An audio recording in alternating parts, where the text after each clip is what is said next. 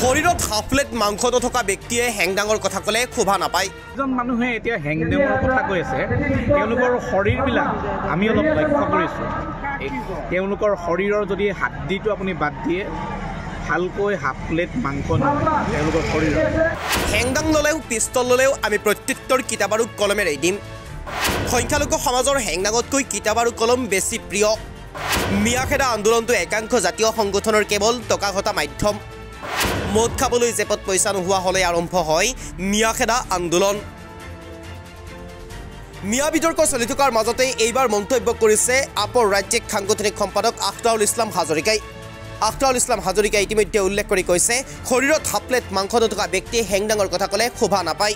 একাংশ দল সংগঠনৰ নেতাই হেংদাং ল'লেও পিষ্টল হাতত তুলিলেও সংখ্যালঘু ছাত্ৰ ছাত্ৰীয়ে কেৱল মাত্ৰ প্ৰত্যুত্তৰ দিব কিতাপ আৰু কলমৰ জৰিয়তে। মিয়াখেদা আন্দোলনটো একাংশ জাতীয় সংগঠনৰ বাবে কেৱল মাত্ৰ টকা ঘটা মাধ্যম।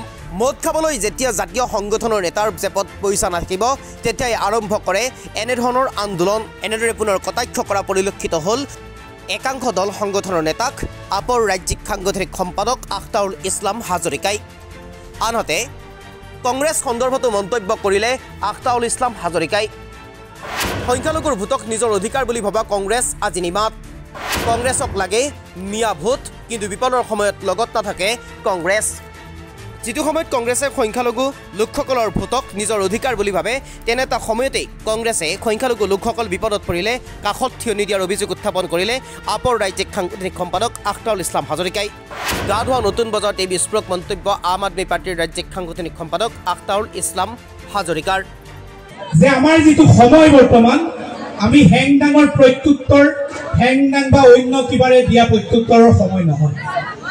আমাক আজি যিবিলাক মানুহে কৈ আছে, সেইবিলাক মানুহৰ বডিত আপোনালোকে শৰীৰটো যদি তেওঁলোকৰ ভালকে চাই, মই ভাবো যে তেওঁলোকৰ শৰীৰতকৈ হেংদাঙৰ ৱেট বেছি আছে, ওজন বেছি আছে। যিবিলাক মানুহে আজি কৈ আছে, মই এজন মানুহ দেখিছো হেংদাঙৰ কথা কোৱা মানুহ, তেওঁলোকে ধৰ্মীয় সংখ্যালঘু মানুহসকলক হেংদাঙৰ ভয় দেখুৱাব বিচাৰিছে। সেই মানুহজনৰ বডিটো যদি ভালকে ৱেট কৰা যায়, তেওঁৰ হাড্ডিখিনি বাদ দিলে মাংস হাফ প্লেটমান মাংস ওলাব। সেই মানুহজনে আমাক হেংদাঙৰ ভয় কৈ আছে। কিন্তু মই ক'ব বিচাৰো যে আমি সেই হেংদাঙৰ উত্তৰ হেংদাঙৰে নিদিওঁ। যোনে হেংদাং ল'ব বিচাৰিছে, যিয়ে হেংদাং ল'ব বিচাৰিছে, তেওঁলোকক আমি হেংদাং দিছো। তেওঁলোকে হেংদাং লওক, তেওঁলোকে পিষ্টল লওক, আমি কিতাপ আৰু কলম লওঁ। বুজি পাইছে? আমি সেই বিশেষ শক্তিটোক উত্তৰ দিব বিচাৰো যিসকলে হেংদাং ল'ব বিচাৰিছে, পিষ্টল ল'ব বিচাৰিছে আৰু কিবা মৰণাস্ত্ৰ তেওঁলোকে ল'ব বিচাৰিছে। তেওঁলোকে মৰণাস্ত্ৰ লৈ থাক। অসমৰ ধৰ্মীয় সংখ্যালঘু মানুহে বহি আৰু কলম লৈ এই সকলো কথাৰ আমি উত্তৰ দি যাম। বুজি পাইছেনে আপোনালোকে? আমি এইকাৰণে উত্তৰ দিব লাগিব, যিখন আমাৰ সমাজ আহি আছে। আমি যিহেতু সংখ্যালঘু, গতিকে আমাৰ নিৰাপত্তাৰ কাৰণে আমি আমোলাতন্ত্ৰৰ ভিতৰত সোমাব লাগিব। আমি বিউৰক্ৰেচিৰ মাজত সোমাব লাগিব। আমাৰ মাজৰ পৰা IAS অফিচাৰৰ আমি জন্ম দিব লাগিব, IPS অফিচাৰৰ জন্ম দিব লাগিব, ডক্টৰৰ জন্ম দিব লাগিব, ইঞ্জিনিয়াৰৰ জন্ম দিব লাগিব, ভাল খেতিয়কৰ জন্ম দিব লাগিব, ভাল ব্যৱসায়ীৰ জন্ম দিব লাগিব। এই প্ৰফেশ্যনবিলাক যদি ধৰ্মীয় সংখ্যালঘু মানুহখিনিৰ হাতত আহি যায়, তেতিয়াহ'লে হেংদাং লোৱাসকলে হেংদাং লৈ থাকিব পাৰিব। সকলো শক্তি আমাৰ হাতত থাকি যাব। বুজি পাইছেনে আপোনালোকে? কথাখিনি বুজি পাইছে? গতিকে এনচাৰটো সেই যাৰ কেইজন মানুহে এতিয়া হেংদাঙৰ কথা কৈ আছে, তেওঁলোকৰ শৰীৰবিলাক আমি অলপ লক্ষ্য কৰিছোঁ। তেওঁলোকৰ শৰীৰৰ যদি হাড্ডিটো আপুনি বাদ দিয়ে, ভালকৈ হাফ প্লেট মাংস নহয় তেওঁলোকৰ শৰীৰত। আৰু সেই মানুহবিলাকে হেংদাং ডাঙৰ কথা কৈ আছে, সেইটোৱে আচলতে খুব হাঁহি উঠিছে। আৰু দ্বিতীয়তে কথাটো হ'ল যে অসমৰ সংখ্যালঘু সমাজে হেংদাঙৰ উত্তৰ হেংদাঙেৰে নিদিয়ে, পিষ্টলৰ উত্তৰ পিষ্টলেৰে নিদিয়ে।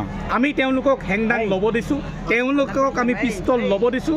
অসমৰ সংখ্যালঘু সমাজে বহি আৰু কলম ল'ব, বহি আৰু কলম লৈ ইয়াৰ উত্তৰ দি যাব।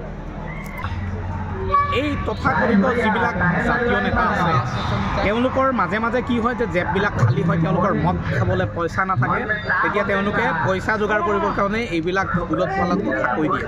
এইবিলাক একেবাৰে সাম্প্ৰদায়িক কথা। অসমখন সম্পূৰ্ণৰূপে সম্প্ৰীতিৰে বসবাস কৰি আছে মানুহ, ইয়াত অসম্প্ৰীতি সৃষ্টি কৰিব নালাগে, ইয়াত কাজিয়াৰ সৃষ্টি কৰিব নালাগে।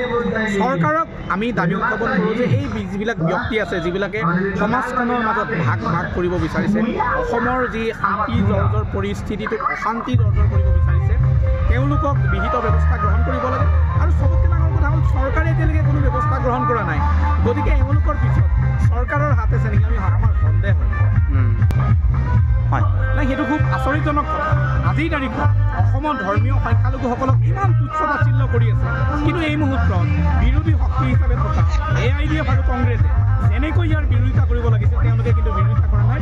প্ৰত্যেক মুহূৰ্তত যেতিয়া মুছলমানৰ কিবা কথা আহে কংগ্ৰেছ সদায় নিমাত হৈ যায়, কিন্তু তেওঁলোকে ভাবে যে মুছলমানৰ ভোটবিলাক তেওঁলোকৰ ৰিজাৰ্ভ ভোট, তেওঁলোকৰ নিজা অধিকাৰ বুলি ভাবে কংগ্ৰেছে। কিন্তু মিয়াৰ যেতিয়া বিপদ হয়, মুছলমানৰ যেতিয়া বিপদ হয়, তেতিয়া কিন্তু কংগ্ৰেছ একেবাৰে নিশ্চয় নিমাত হৈ যায়। তেওঁলোকে ভাবে যে অন্য ঠাইত তেওঁলোকে হয়তো ৰাজনৈতিকভাৱে ক'ৰবাত ক্ষতিগ্ৰস্ত।